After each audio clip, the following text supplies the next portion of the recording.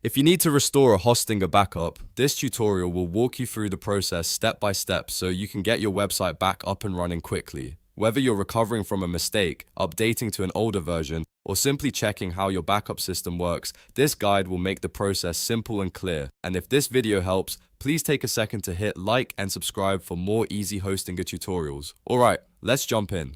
First, log into your Hostinger account. Use the email and password connected to the website you want to restore. Once you're inside the dashboard, look for the website section and go to dashboard. This is where you'll manage the site you want to work on. After that, find the files option and click on backups. Hostinger keeps your backup tools here, so this is the place you need to access before restoring anything. Once the backups page opens, you'll see different backup options available for your website. Now click on the restore and download tab. This section is important because it gives you access to the different backup types you can recover. Depending on what you need, you may be able to restore your website files, your database, or a full website backup. Take a moment to choose the backup you actually need. If your website design or content is missing, you may want the website backup. If only certain files were changed, then a file backup may be enough. And if the problem is related to posts, settings, or stored content, then the database backup could be the right option.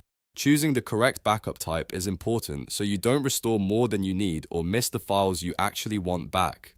Once you've selected the backup, click Restore Website. Hostinger may ask you to confirm the action, so review the prompt carefully before continuing. When you confirm, the restoration process begins and Hostinger will start applying the backup to your site. At this point, it's best to wait until the process is fully complete. Depending on the size of the backup, it may take a little time. Once it finishes, your website should be restored to the version saved in that backup. After the restore is done, go back and check your website to make sure everything looks correct. Open the pages, test the layout, and confirm that the content or files you needed are back in place. If your site uses a database-driven platform like WordPress, it's also a good idea to check a few important pages and log in to make sure the restore worked properly. And that's it. You've now learned how to restore a Hostinger backup by logging in, opening your dashboard, going to Files and Backups, selecting the Restore and Download tab, choosing the correct backup type, and confirming the restore.